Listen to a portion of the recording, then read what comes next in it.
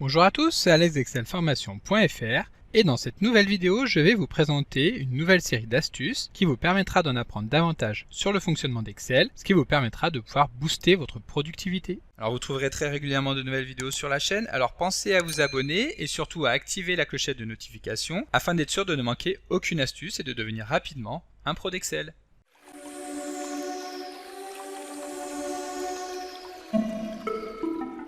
Si vous souhaitez obtenir des centaines d'autres astuces pour devenir plus performant sur Excel, vous pouvez télécharger le livre offert sur excelformation.fr en suivant le lien disponible dans la description de la vidéo. Savez-vous comment insérer une liste déroulante dans une cellule Excel? Pour faciliter la saisie des données dans une cellule et empêcher toute erreur de saisie, il est possible d'insérer un menu déroulant dans une cellule Excel. Pour cela, nous commençons par sélectionner la cellule dans laquelle nous souhaitons insérer ce menu déroulant, puis nous nous rendons dans le menu Données du ruban afin de cliquer sur Validation des données. Ici, nous allons choisir de sélectionner des données comprises au sein d'une liste que nous pourrons sélectionner en utilisant le menu. Il s'agit des cellules situées aux coordonnées D7 jusqu'à D18. Cela étant fait, nous appuyons sur Entrée et nous validons la création du menu déroulant en appuyant sur le bouton OK. À ce moment-là, nous pouvons constater l'apparition d'un petit bouton juste à droite de la cellule sur lequel il suffira de cliquer afin de sélectionner l'une des valeurs de notre menu déroulant. Connaissez-vous les meilleurs raccourcis clavier d'Excel?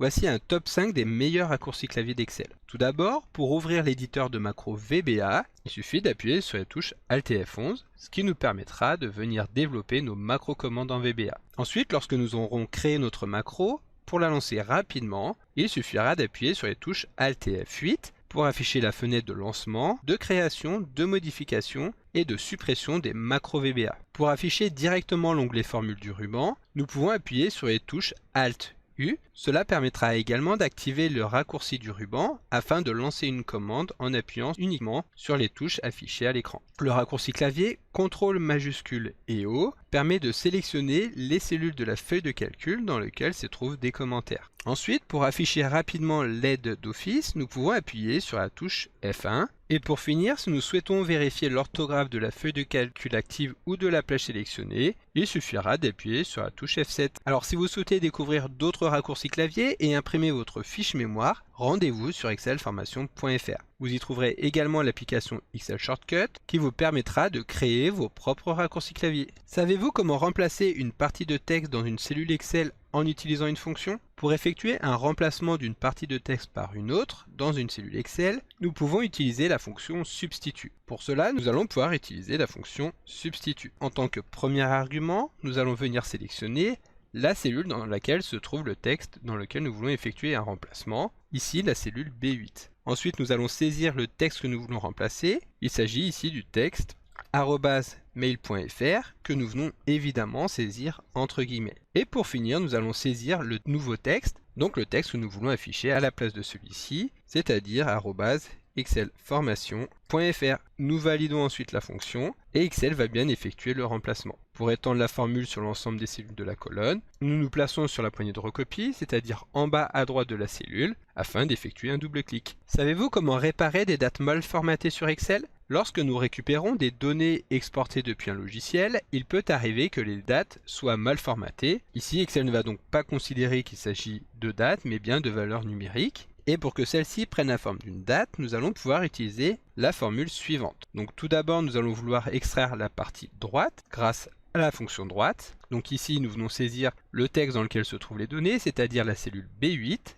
et le nombre de caractères que nous allons vouloir extraire. Il s'agit des 2 caractères situés sur la droite. Ensuite, nous allons effectuer une concaténation, c'est-à-dire que nous allons coller plusieurs chaînes de caractères les unes à la suite des autres en utilisant une simple esperluette. Ici, nous allons afficher notre barre oblique entre guillemets et nous allons en arriver donc maintenant à l'extraction du mois. Le mois que nous allons pouvoir extraire grâce à la fonction stext qui permet d'extraire une partie centrale d'une chaîne de caractères. Encore une fois, nous venons saisir en tant que texte la cellule B8 et nous allons maintenant spécifier la position du premier caractère que nous allons vouloir extraire, qui est donc situé en 5e position. Et enfin, nous allons spécifier que nous voulons extraire les 2 caractères qui correspondront au mois.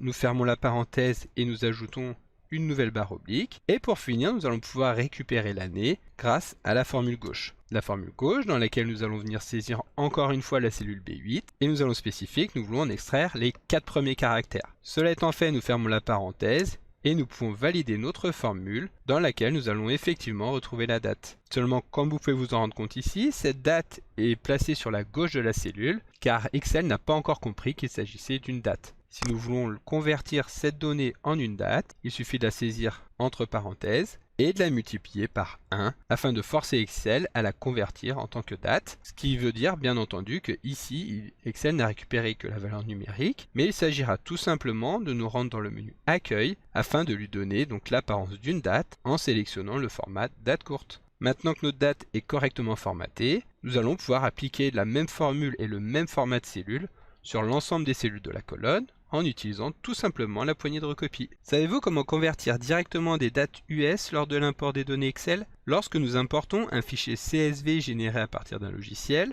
il peut arriver que les dates soient formatées sous le format US, et dans une astuce précédente, nous avons vu comment convertir des dates lorsque celles-ci sont déjà saisies dans des cellules. Pour gagner du temps, nous pouvons également effectuer cette conversion automatiquement lors de l'importation ou lors de la conversion des données CSV en données Excel. Pour cela, nous sélectionnons les données que nous voulons convertir, puis nous nous rendons dans le menu Données afin de cliquer sur le bouton Convertir. Donc ici, que nous lancions un import direct ou une conversion, nous allons arriver sur la même fenêtre. Ensuite, nous choisissons d'utiliser un séparateur délimité, qui est donc le point virgule. Nous cliquons sur Suivant, et ensuite il nous suffira ici de sélectionner le type de format utilisé pour les dates. Il s'agit d'un format AMJ, c'est-à-dire année, mois, jour. Cela étant fait, nous cliquons sur Terminer afin qu'Excel effectue automatiquement la transformation comme nous lui avons demandé. Il suffira pour finir de remplacer le format des cellules pour leur appliquer un format de type date en nous rendant dans le menu Accueil et en sélectionnant donc le format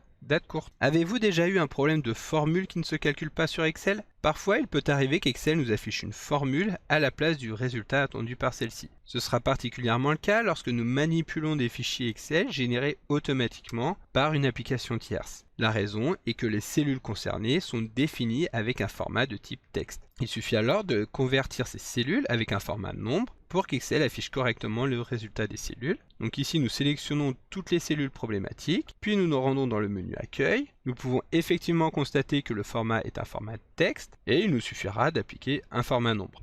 Ensuite, nous allons devoir entrer dans chacune des formules en la sélectionnant, puis en appuyant sur F2 et ensuite en validant en appuyant sur Entrée. Comme vous pouvez le voir, à mesure que nous allons effectuer cette opération, Excel va bien nous afficher le résultat de chacune des formules. Savez-vous pourquoi parfois une fonction somme refuse de retourner un résultat correct sur Excel? Parfois, lorsque nous souhaitons réaliser une somme sur Excel, ce dernier va nous retourner un résultat égal à 0. Dans notre cas, la raison est très simple à identifier. C'est parce que les nombres utilisés, que nous retrouvons dans la colonne montant, sont composés d'un point en tant que caractère de séparation de décimales. Excel va donc interpréter ces valeurs comme étant des textes et non comme étant des nombres. Pour corriger tous les nombres en une seule étape, il suffit de les sélectionner, puis d'appuyer sur CTRL H afin de lancer la fenêtre de remplacement. Dans le champ recherché, nous allons saisir le caractère problématique, c'est-à-dire le point, et dans le champ remplacé par, nous allons saisir le caractère que nous voulons obtenir à la place, c'est-à-dire la virgule. Cela étant fait, nous appuyons sur Remplacer tout.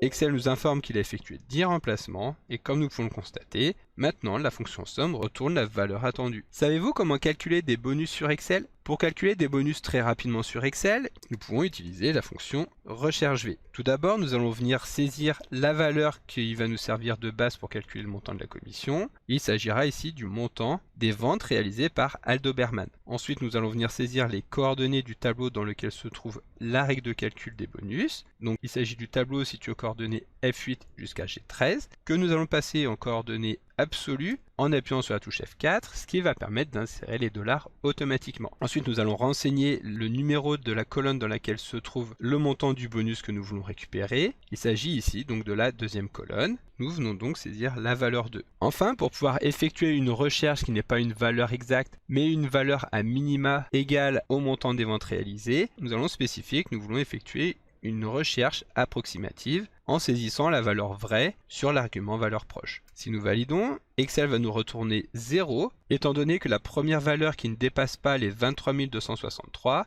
est le 0 pour lequel le bonus est égal à 0. Si nous étendons la formule sur l'ensemble des cellules, nous allons pouvoir constater que à l'extérieur, qui a réalisé 85 000 € de vente aura le droit à un bonus de 2 000 €. Donc comme d'habitude, vous pouvez télécharger le support de secours en suivant le lien que vous trouverez dans la description de la vidéo. Si la vidéo vous a plu, n'oubliez pas de la liker et de la partager partager à vos collègues et amis sur l'ensemble de vos réseaux sociaux. Et vous pouvez également me laisser vos impressions dans l'espace des commentaires, je lirai chacun d'entre eux et y répondrai avec plaisir. Évidemment, si ce n'est pas encore fait, abonnez-vous à la chaîne pour ne manquer aucune astuce. C'est également très important pour m'aider à gagner en visibilité afin de pouvoir développer la chaîne et continuer de vous proposer des tas de nouvelles vidéos. Merci d'avoir suivi cette vidéo et à très bientôt pour un prochain tuto.